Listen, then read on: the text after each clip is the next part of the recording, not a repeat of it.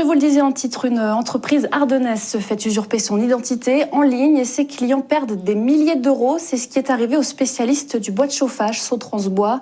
Victimes d'une arnaque sur les réseaux sociaux, ils n'ont pu qu'alerter leur clientèle. Un phénomène de plus en plus courant. Les explications de Marine Schneider et Daniel Samulzik. Lui qui nous dit « J'ai contacté une page Facebook à votre nom. Pourriez-vous me confirmer que c'est effectivement vous ?» Donc là, je lui réponds directement « Bonjour, c'est une arnaque ». Des messages comme celui-ci, Hugo en reçoit plusieurs fois par semaine. Depuis 2 mois, lui et son père sont victimes d'usurpation d'identité.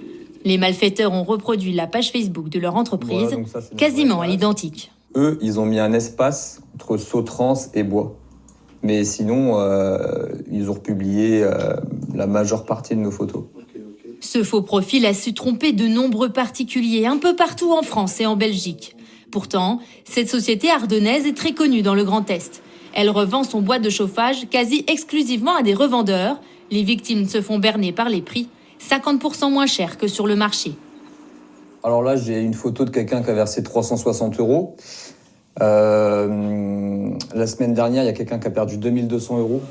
Hugo a signalé la page à plusieurs reprises, les victimes aussi, mais rien ne se passe. C'est évident qu'ils publient toutes nos photos, qu'ils nous copient, voilà. Et puis l'arnaque est évidente, ils envoient des fausses factures, et des faux comptes bancaires avec des cartes d'identité qu'ils ont usurpées probablement. Donc il y a plein de preuves, mais Facebook ne fait rien. Seule solution, entamer une procédure judiciaire.